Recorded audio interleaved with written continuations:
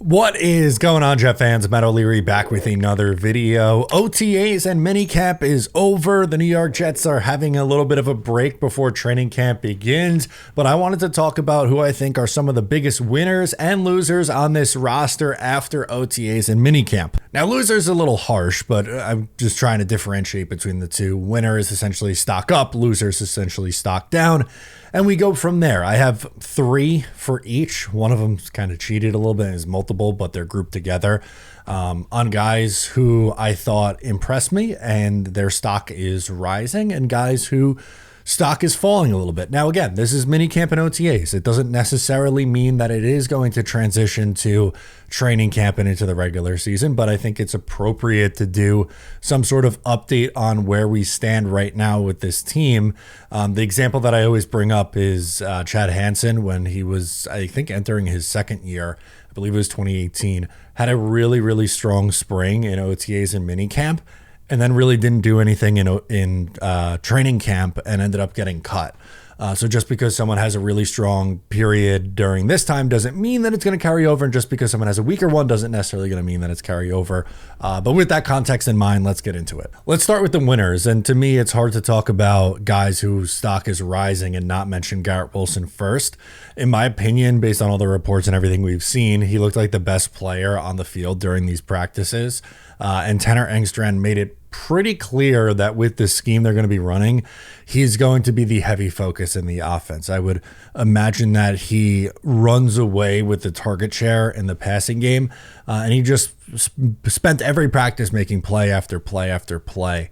I have loved his game for the first 3 years of his career. I think heading into year 4, he is due for another positive step forward in his production, and this is a name to watch for contract extension talk over the next few weeks or so before we get to the late July training camp. My next winner is Will McDonald. He added 15 pounds of muscle, which is something that the Jets have been trying to get him to do for a few years now. What's important about adding on weight is he can't lose the speed that he has on the edge. He had a 10.5 sack season a year ago, double-digit sack guy, really good pass rusher.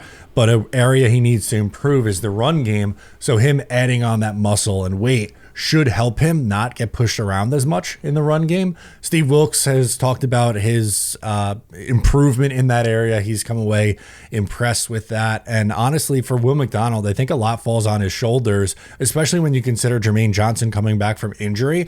I think he's up for the task and takes a big step forward this year and is a much more well-rounded player. So my first two stock ups were bigger name guys, right? A first-round pick from 2022, a first-round pick from 2023. But how about a guy that the Jets signed who was previously just a rotational player? And I'm talking Byron Cowart.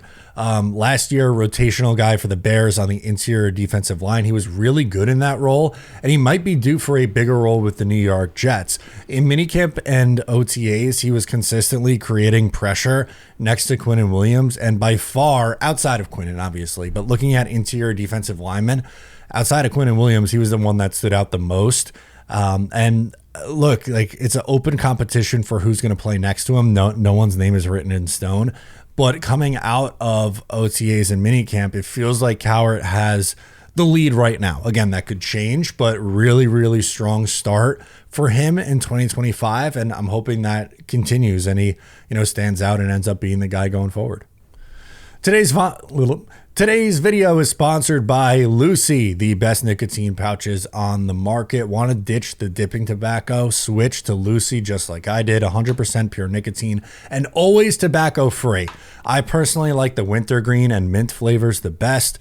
I usually like to toss one in when I feel that midday slump coming on, and it just changes my day. So let's level up your nicotine routine with Lofi. Go to lucy.co/O'Leary and use my promo code O'Leary for 20% off your first order. If you don't like it, that's okay. Lofi has a 30-day refund policy if you change your mind. Here comes the fine print. Lofi products are only for adults of legal age. Every single order is age verified. Warning, this product contains nicotine, and nicotine is an addictive chemical. Okay, some stock down losers. We have to start Malachi Corley. Dealt with injury during both OTAs and minicamp, so we really didn't see him at all. And that's a tough spot for him because this is a new regime.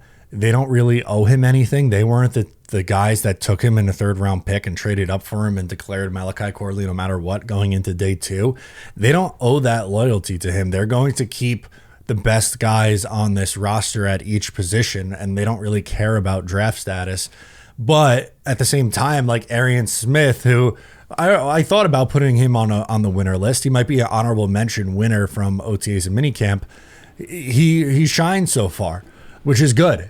They are more likely to prefer the guy that they drafted over someone that the last regime did when it comes down to deciding on a roster spot, right? And a 4th round pick this year is a little different than last year's 3rd that was made by a staff that's no longer here.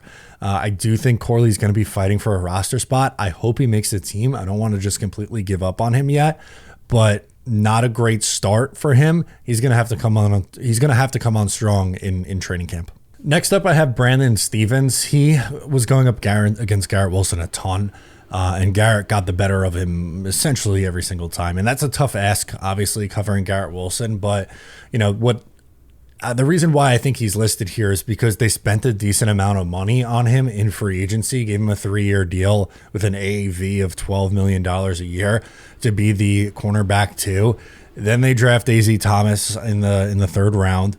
But it was a controversial move at the time because he's coming off a down year and he hasn't shown it yet. That's not saying that he can't show it in training camp, but he's going to have to improve in order to make me feel optimistic about this signing going into the season. If this continues the way that we've seen it through, you know, the month of May and early June, and we get the same version of Stevens in July and August, I don't know how long it's going to be of Brandon Stevens starting before AZ Thomas starts, because Thomas has had a strong camp. He was a guy who was taken in the 3rd round, but really was more of like a top of the 2nd type of talent. He's going to be knocking on the door, so it's up to Stevens to prove that he is the guy. And then my last one is last year's UDFA. So I'm listing 3 guys in that: Eric Watts, Braden McGregor, and Leonard Taylor. For me, it's just that they haven't really stood out. And at this time last year, all 3 of those guys were standing out and making plays, and they did that into training camp in the preseason, and they'll have their opportunity to do that again. But I mentioned Byron Cowart as a winner. Since he has kind of taken that step up, it's going to be a little bit more challenging for these guys to make the roster. I think a little different, right? Because Watson, McGregor, edge rushers, Taylor, an interior player.